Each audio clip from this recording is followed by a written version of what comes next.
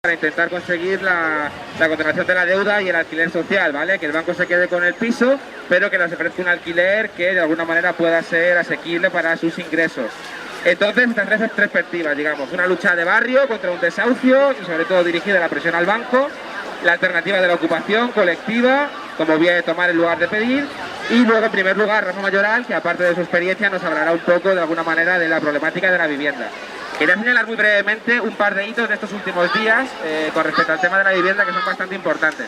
Aparte de que al día se producen más de 500 desahucios en España, como sabéis, se ha aprobado una nueva ley de alquileres que no solo está erosionando aún más los derechos del inquilino y facilitando aún más el desahucio, antes era express, ahora ya no nos quedan ya adjetivos para este desahucio, que en 10 días te echan a la calle si no pagas, ¿vale? Por un mes de impago, sino que además la ley de alquileres cierra el círculo de la estrategia del gobierno con respecto a la vivienda vacía.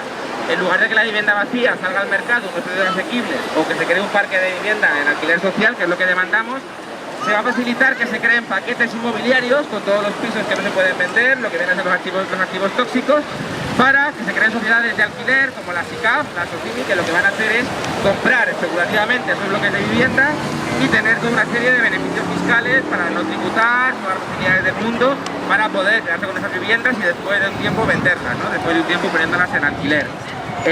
Al mismo tiempo tenemos una noticia de que el PROF, parece ser, el Fondo de Rescate, bueno, de Reestructuración Ordenada Bancaria, ha ordenado a los bancos intervenidos que ejecuten ya todos los desahucios que tienen pendientes para cuanto antes poder tener claro cuáles son los activos de los bancos intervenidos, es decir, que se aceleren aún más los desahucios, no sé cómo van a dar abasto.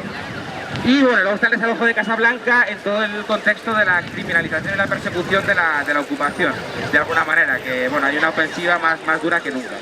Entonces empezamos con Rafa Mayoral, como él siempre dice, pues dentro del frente de los picapleitos, unos militantes más que están trabajando en esta lucha, pero que para nosotros son muy importantes, aunque ellos sean muy modestos, porque hay pocos abogados de verdad que estén dispuestos a comerse el marrón y la montaña de trabajo que supone colaborar activamente en esta lucha, teniendo en cuenta la gran cantidad de afectados que tenemos.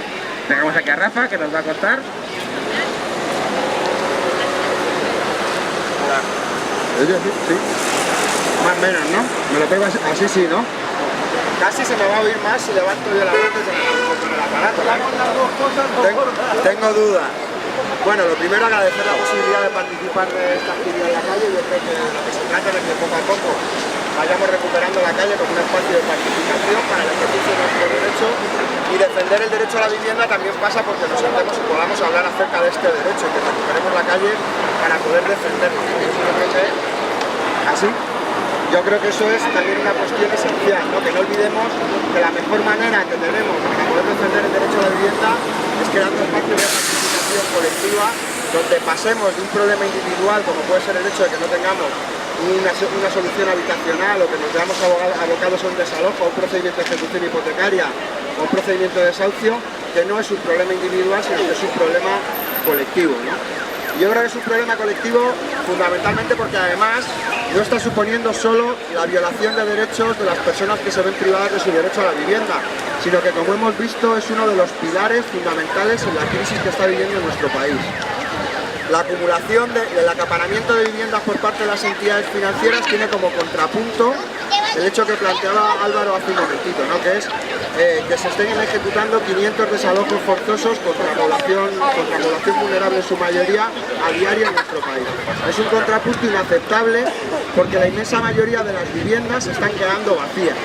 Y se están quedando vacías cuando ya había millones de viviendas vacías en nuestro país. Decía el relator de Naciones Unidas, allá por el 2007, cuando sacó su último informe, que en el censo de 2001 había más de 3.096.000 viviendas vacías, sin contar segunda vivienda.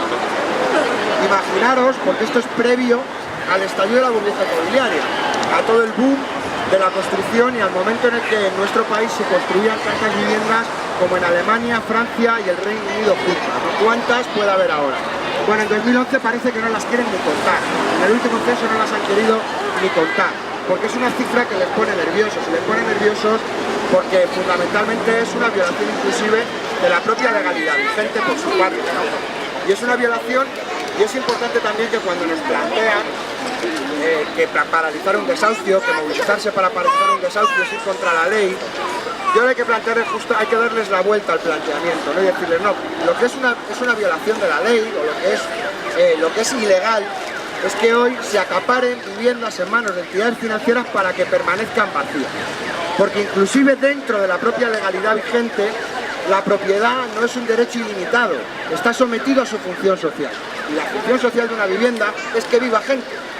Y ahí además yo creo que es importante que vayamos superando el planteamiento del derecho a la vivienda como el derecho a la propiedad y empecemos a hablar del derecho a la vivienda como el derecho al uso de una vivienda, por medio de un gasto familiar que sea asequible.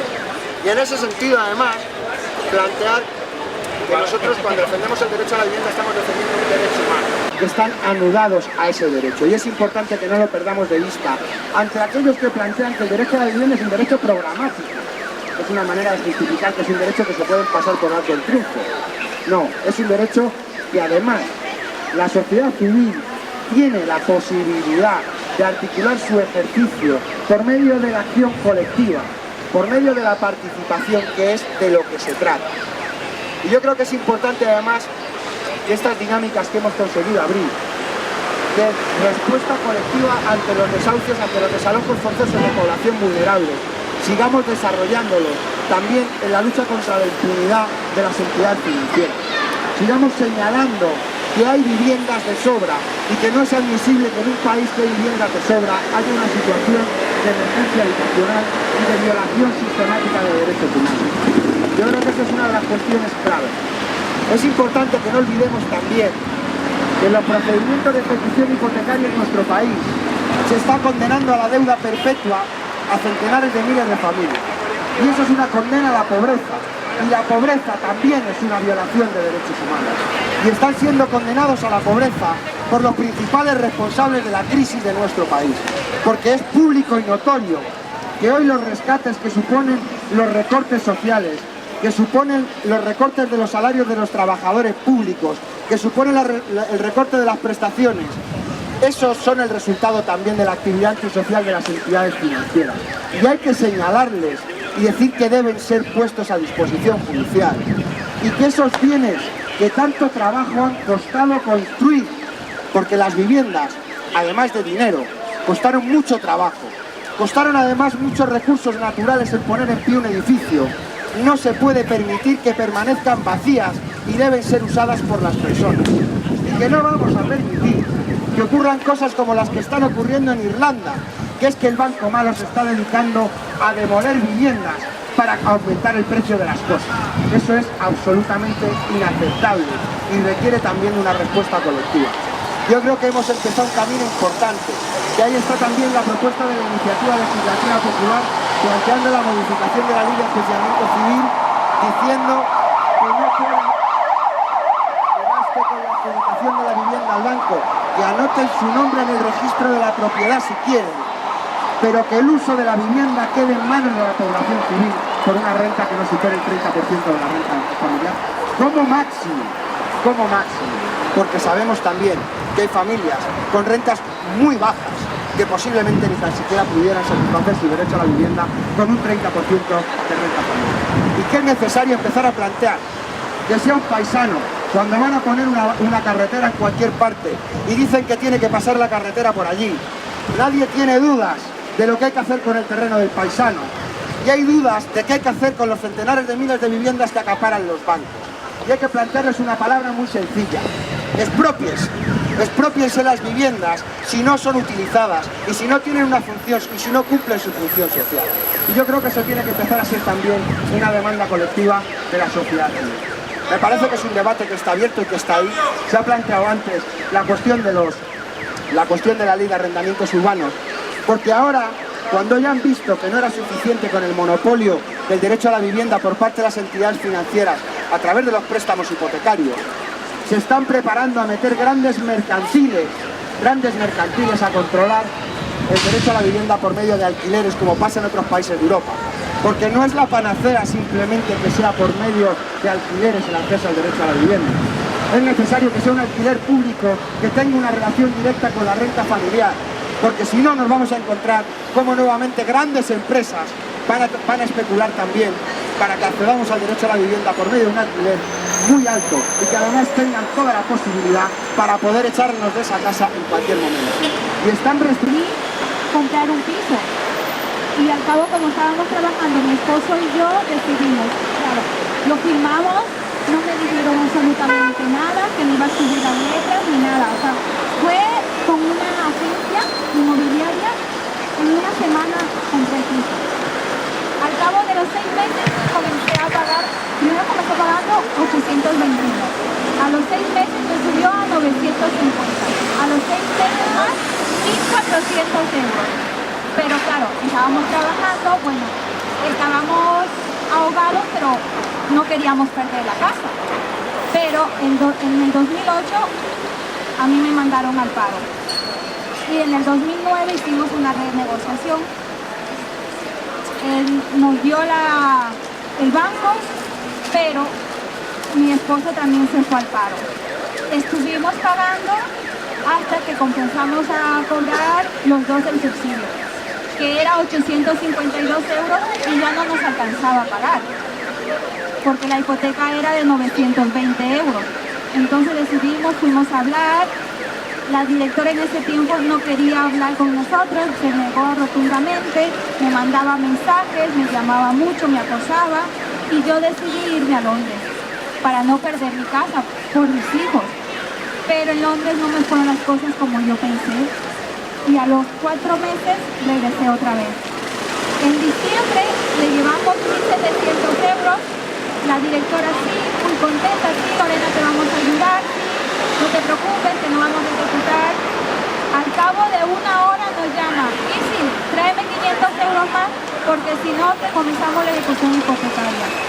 Qué vergüenza, o sea, se me cayó el mundo encima porque di todo el dinero que me prestaron, vendí mis joyas para no perder mi casa, y que te salgan a la hora diciendo que traigas 500 euros más. Me sentí fatal, pero bueno, dije ya no lucho más, se quedan las cosas aquí, no tengo fuerza, y dejé pasar, porque la directora tampoco se negó a ayudarnos, hasta que un día mi esposo se encontró con Diego, recogiendo firmas para Teresa, otra desahuciada. Y le contó el caso, y desde ahí, en febrero, comenzamos a la asamblea a venir, a escuchar. Se me subieron los ánimos porque me sentía sola.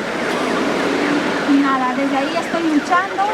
El banco se niega rotundamente porque mi casa ya estaba, cuando entré con ellos a la asamblea, mi casa ya estaba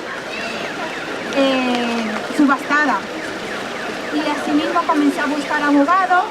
Aquí en el juzgado me dijeron que ya, como mi caso está muy avanzado, que no tengo derecho a juzgado. Si quiero un escrito, que ellos me lo pueden hacer, pero que ya no, y en sí no tengo abogado. Nadie me está representando, solo el director de la plataforma Paz, y estoy ahí.